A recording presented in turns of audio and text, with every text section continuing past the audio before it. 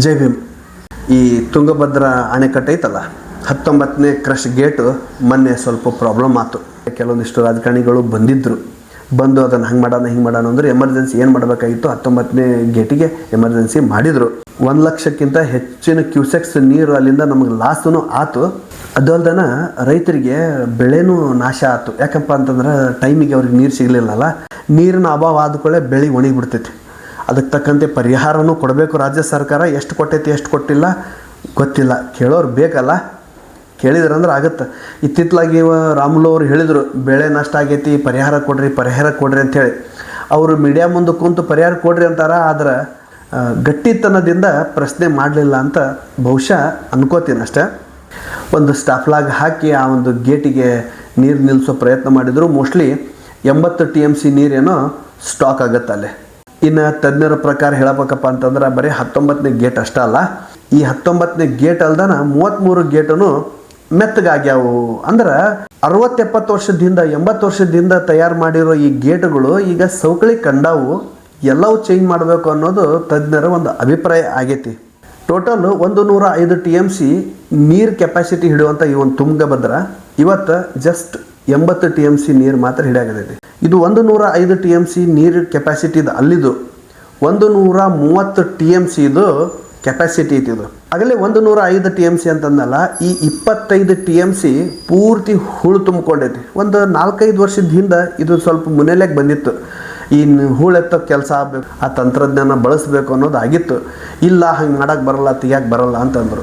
25 TMC ಏನು ಹೂಳು ತುಂಬಿಕೊಂಡೈತಲ್ಲ, ಅದರೊಳಗೆ ಕಡೆ ಪಕ್ಷ ಇಷ್ಟಂಥೇಳಿ ಹೂಳು ತೆಗೆದ್ರಂದ್ರೆ ಅಷ್ಟು TMC ನೀರು ಸ್ಟಾಕ್ ಆಗ್ತಿತ್ತು. ಆ ಕೆಲಸ ಆಗಲಿಲ್ಲ.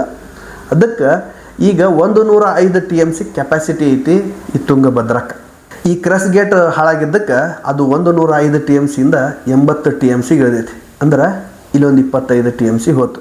ಇಲ್ಲಿ 25 TMC, ಅಲ್ಲಿ 25 TMC, 50 TMC ಅಂದ್ರೆ ಒಟ್ಟಾರೆ ಅದರದ್ದು ಗಾತ್ರ ಸಾಂದ್ರತೆ ಅಂತೀವಲ್ಲ, ಆ ಒಟ್ಟು ಅದೊಂದು ಹಿಡಿದಿಡುಕೊಳ್ಳೋ ಒಂದು ಕೆಪಾಸಿಟಿ ಐತಲ್ಲ, ಸಮೀಪ 50% ಕಮ್ಮಿ ಆಯ್ತು. ಅಂದ್ರೆ 40% ಅಲ್ಲೇ ನಮಗೆ ನೀರು ಹಿಡಿದಿಟ್ಕೊಳ್ಳೋ ಕೆಪಾಸಿಟಿ ಕಮ್ಮಿ ಆಯ್ತು.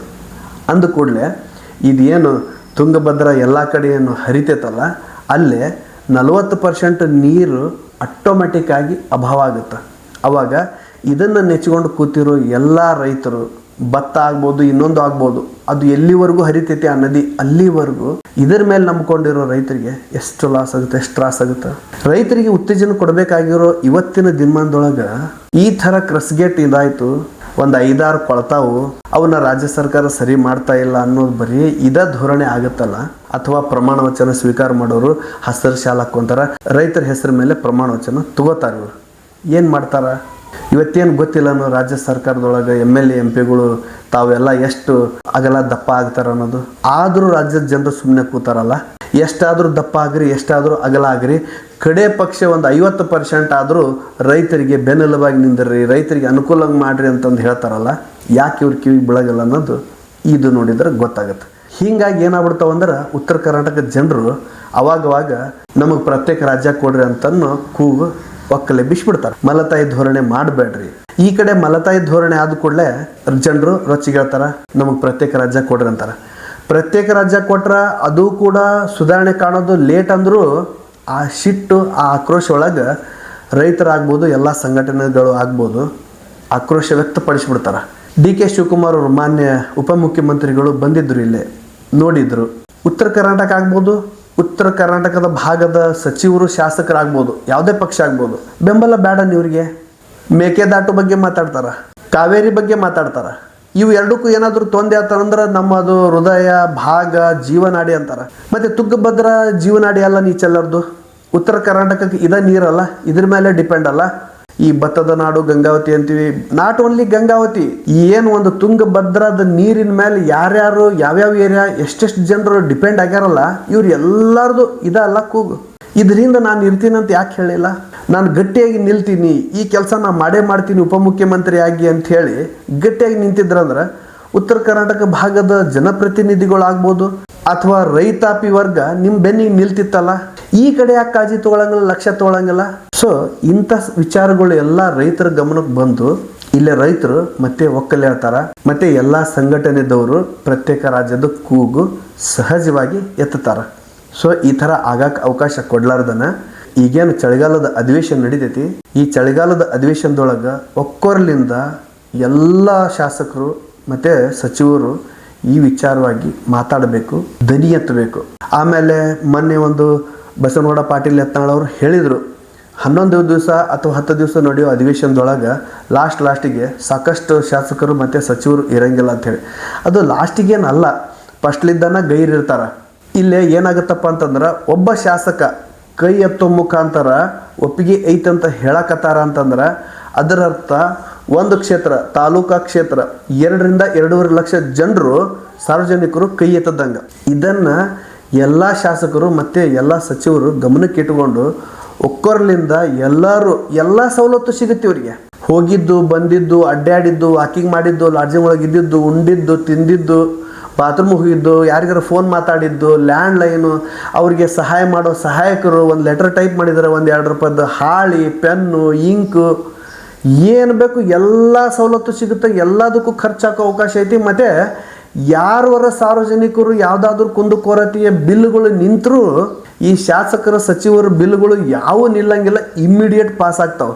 ಇಷ್ಟೆಲ್ಲ ಸವಲತ್ತು ತಗೊಳ್ಳೋ ಶಾಸಕರು ಮತ್ತು ಸಂಸದರು ರಾಜ್ಯದ ಎಲ್ಲ ಭಾಗದವರು, ವಿಶೇಷವಾಗಿ ಉತ್ತರ ಕರ್ನಾಟಕ, ಹೈದರಾಬಾದ್ ಕರ್ನಾಟಕ ಭಾಗದವರು ಈ ವಿಚಾರವಾಗಿ ಮಾತಾಡಿ ದನಿ ಎತ್ತಿ ಜನರ ಸಲುವಾಗಿ 2 ದಿವಸ ಉಪವಾಸ ಬಿಡ್ರಿ, ಏನೂ ಆಗಂಗಿಲ್ಲ. ಸರ್ಕಾರದ ಗಮನಕ್ಕೆ ತೊಗೊಂಬಂದು ಈ ಅಚ್ಚುಕಟ್ಟು ಏನೈತಲ್ಲ, ತುಂಗಭದ್ರಾ ಅಣೆಕಟ್ಟದ್ದು ಏನು ಗೇಟ್ಗಳು ಅದಾವಲ್ಲ, ಇವನ್ನೆಲ್ಲ ಅಷ್ಟು ರೀಪ್ಲೇಸ್ ಮಾಡುವಂಥದ್ದು ಏನೇನು ಸಮಸ್ಯೆ ಅದಾವೆ ಅಂದ್ರೆ ಅಲ್ಲಿ ಬರೀ ಚೈನ್ ಸಿಸ್ಟಮ್ ಅಷ್ಟೇ ಐತಿ. ಚೈನ್ ಜೊತೆಗೆ ಬೆಲ್ಟೂ ಆಗೋ ಥರ ಒಂದು ಹೊಸವೇಂದ ತಂತ್ರಜ್ಞಾನದಿಂದ ಏನು ಗೇಟ್ಗಳು ಬಂದವು, ಅವು ಗೇಟ್ಗಳನ್ನು ಕುಂದಿರಿಸೋ ಸಲುವಾಗಿ ನಾವು ನಿಮ್ಮ ಜೊತೆ ಅದೀವಿ, ಹೈದರಾಬಾದ್ ಕರ್ನಾಟಕ, ಉತ್ತರ ಕರ್ನಾಟಕ ಭಾಗಕ್ಕೆ ನಾವು ಅದೀವಿ ಅಂತ ನೀವು ಯಾಕೆ ತೋರಿಸ್ಕೊಡಬಾರ್ದು? ಮತ್ತು ಯಾವ ಶಾಸಕರು ಯಾವ ಸಚಿವರನ್ನು ಗೈರಾಗಲಾರ್ದನ ಅಲ್ಲಿ ಬಂದು ಕೂಡ್ರಿ, ನಿಮ್ಮದು ಡ್ಯೂಟಿನ ಅದು ಅಲ್ಲ. ರಾಜ್ಯದ ಎಲ್ಲ ಜನರು ಜನಪ್ರತಿನಿಧಿ ಅಂಥೇಳಿ ನಿಮಗೆ ಚುನಾಯಿತರಾಗಿ ಅಧಿವೇಶನ ವಿಧಾನಸಭೆಗೆ ಕಳಿಸಿದ್ದ ಇದಕ್ಕೆಲ್ಲ ಮಾತಾಡಕ್ಕಂತೇಳಿ ಕಳಿಸಿದ್ದಲ್ಲ. ಮತ್ತು ಮಾತಾಡಕ್ಕಂತೇಳಿ ಕಳಿಸಿದ ಮೇಲೆ ನೀವು ಯಾಕೆ ಮಾತಾಡಬಾರ್ದು? ಒಂದು ಉದಾಹರಣೆ ಹೇಳಬೇಕಂದ್ರೆ, ಯಾವುದೋ ಒಂದು ಸಣ್ಣ ಸಂಘಟನೆಗೆ ಒಬ್ಬವ ಲೀಡರ್ ಅಂತಿರ್ತಾನೆ, ನಾಯಕ ಅಂತಿರ್ತಾನೆ. ಆ ನಾಯಕಗೆ ಮಾತಾಡೋ ಕೆಪಾಸಿಟಿ ಐತೆ ಅನ್ನೋ ಕಾರಣಕ್ಕೆ ಆತಗೆ ನಾಯಕ ಅಂತ ಹೇಳಿ ಮಾಡಿರ್ತಾರ. ಆತ ಯಾವುದೋ ಒಂದು ಸನ್ನಿವೇಶದೊಳಗೆ ಮಾತಾಡಲಿಲ್ಲ ಅಂದ್ರೆ ಆತ ಎಂಥ ನಾಯಕ? 100, 200, 500, 1000 ಜನರು ಸಂಘಟನೆ ಮಾಡೋ ಒಂದು ಸಣ್ಣ ಸಂಘಟನೆ ನಾಯಕ ಇವತ್ತು ಮಾತಾಡಲಿಲ್ಲಪ್ಪ ಅಂದ್ರೆ ಆತ ನಾಯಕ ಅಂತ ಅನಿಸ್ಕೊಂತಾನ. 2 ಲಕ್ಷ ಜನರಿಗೆ ನೀವು ನಾಯಕರು, ಜನಪ್ರತಿನಿಧಿಗಳು, ನೀವ್ಯಾಕೆ ಮಾತಾಡಬಾರ್ದು?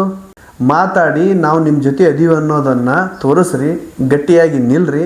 ಮತ್ತು ಶರಣಗೌಡ ಕಂದಕೂರ್ ಅವರು ಏನು ಗುರುಮಿಟ್ಕಲ್ ಶಾಸಕರು ಅದಾರಲ್ಲ, ಅವ್ರಿಗೆ ರಾಜ್ಯದ ಜನರಾಗ್ಬೋದು, ನಮ್ಮ ಕಡೆಯಿಂದ ಆಗ್ಬೋದು, ಧನ್ಯವಾದ ಹೇಳಬೇಕಾಗುತ್ತೆ. ಯಾಕಂತಂದ್ರೆ ನಾನು ಅಧಿವೇಶನಕ್ಕೆ ಹೋಗ್ತೀನಿ, ಆದರೆ ಯಾವುದೂ ಬತ್ತೆ, ತುಟ್ಟಿ ಬತ್ತೆ, ಇನ್ನೊಂದು ಮತ್ತೊಂದು ತೊಗೊಳಂಗಿಲ್ಲ. ಇವನ್ನ ನಾಷ್ಟ ಊಟ ಸತ್ಯಕ್ಕೆ ಸರ್ಕಾರದ ಖರ್ಚೊಳಗೆ ನಾವು ಮಾಡಲ್ಲ ಅಂತಂದರು.